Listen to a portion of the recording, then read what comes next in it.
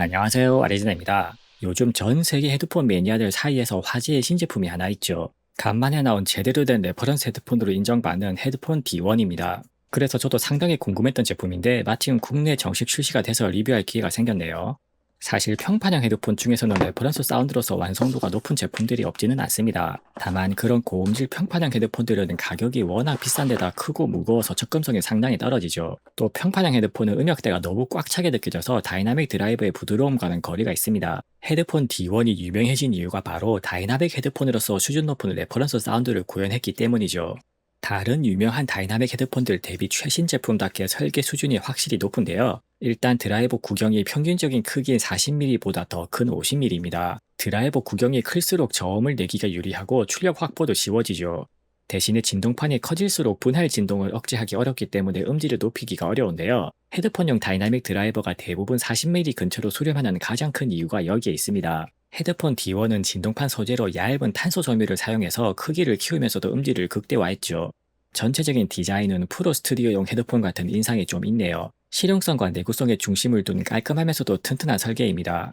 정원형 이어패드는 크기와 두께가 상당해서 귀 전체를 푹신하게 잘 감싸주고요. 이어패드 표면 재질이 타공 벨로어라서 장시간 연속해서 쓸 때 땀이 안 차서 편합니다. 다만 땀을 흡수하는 재질 특성상 가죽 대비 내구성이 불리해서 일장일단이 있죠.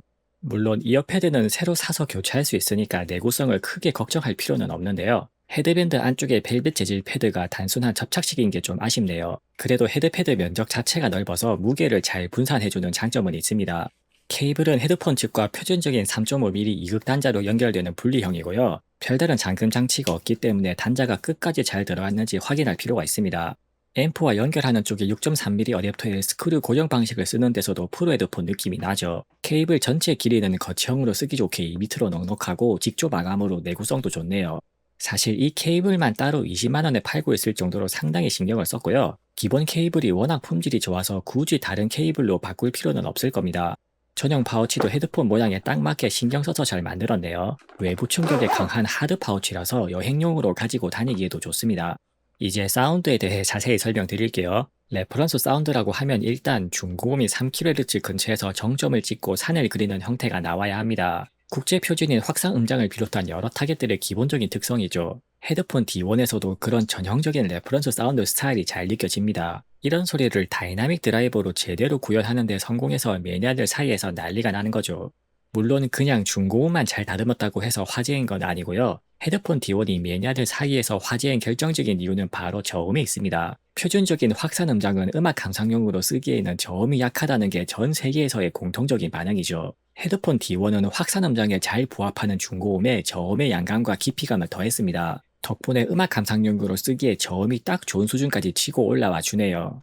극저음의 에너지는 아무래도 평판형 헤드폰들보단 부드럽게 낮아지는데요. 대구경 평판형 헤드폰의 강한 극저음이 부담스럽거나 피곤하다는 분들도 은근 있죠. 그래서 다이나믹 드라이버에 이렇게 부드럽게 빠져주는 저음을 더 선호하는 매니아층이 확실히 있고요. 특히 데일리로 가까이 두고 가볍게 자주 쓰기에 부담이 없는 장점이 큽니다.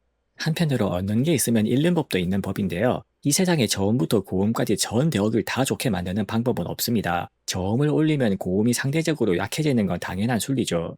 그래서 확산음장 타겟에 맞춘 헤드폰들에 비해서는 헤드폰 D1의 중고음이 상대적으로 확실히 순한 맛입니다. 이건 전통적인 확산음장 기준의 선명한 중고음을 선호하는 분들께는 아쉬울 수 있는데요. 사실 그 확산음장 수준의 중고음이 너무 강해서 부담스럽다는 반응도 꽤 있습니다. 그래서 상대적으로 살짝 약한 중고음도 데일리로 편하게 쓰기엔 더 유리하죠. 중고음이 확산음장 대비 약하다는 거지 타 제품들 평균보다는 훨씬 강하니까 보컬 베킹을 걱정하지 않아도 됩니다.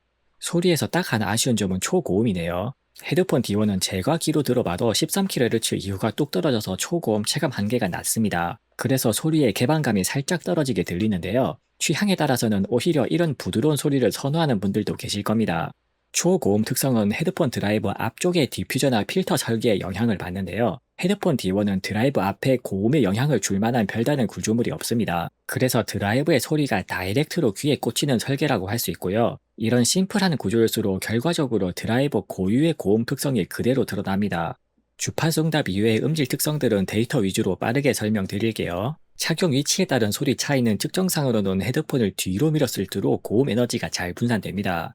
드라이버 크기 대비 이어컵이 커서 착용 위치에 따른 소리 차이는 확실히 좀 있네요. 물론 8kHz 이후는 사용자에 따른 차이가 워낙 크니까 측정 데이터는 참고로만 보세요. 비선형 왜곡은 다이나믹 드라이버 치고는 대구경이 덕분에 상당히 낮습니다. 초대구경 평판형 헤드폰들과 비교해도 될 정도로 왜곡이 잘 억제되네요. 전기적 임피던스는 저음에서 살짝 높아지는 편이기는 한데요. 실제로 소리에 영향을 줄 정도로 큰 차이는 아니라서 크게 신경 쓸 필요는 없습니다. 음악 감도는 대구경 드라이버 덕분에 다이나믹 헤드폰 치고는 상당히 좋은 편이네요. 대구경 평판형 헤드폰들과 비슷한 수준으로 음량 확보가 수월하고요. 소리를 크게 듣지 않는 분들은 꼬다리 덱으로도 충분히 들을 만합니다. 한편으로 소리가 새는 누움도 대구경 평판형 헤드폰들 수준으로 상당히 높네요. 물론 오픈형 헤드폰들의 평균적인 누움 레벨 자체가 높아서 숫자에 크게 의미를 둘 필요는 없습니다. 리뷰 마지막으로 실제 소리를 측정 시스템으로 녹음해서 들려드릴게요.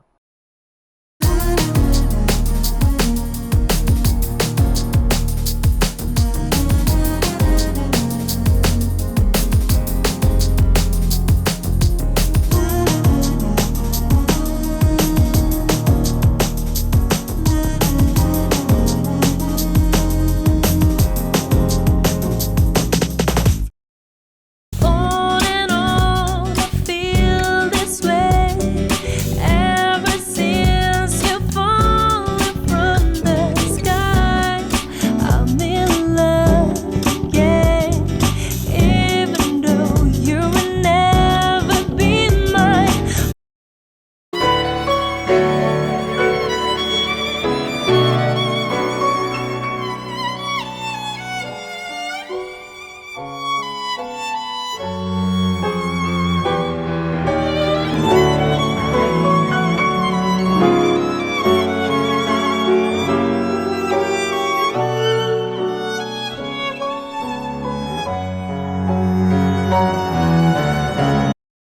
지금까지 화제의 헤드폰 D1에 대해 살펴봤고요. 이 정도면 매니아들이 열광하는 이유가 확실히 이해가 되는 잘 맞는 헤드폰입니다. 이거야말로 전 세계 매니아들이 오랫동안 손꼽아 기다렸던 소리죠. 원래 다이나믹 헤드폰 취향인 분들이라면 이건 진짜 지갑을 열지 않고서는 못 참을 분들이 많지 싶습니다.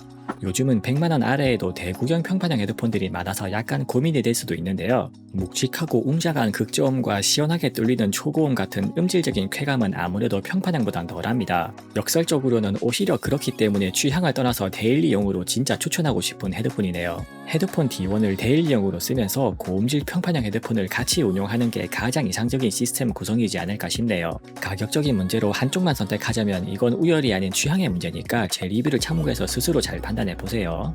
이상 아레지나스입니다. 영상이 유익하셨다면 구독, 좋아요, 하이프로 많은 응원 부탁드립니다. 감사합니다.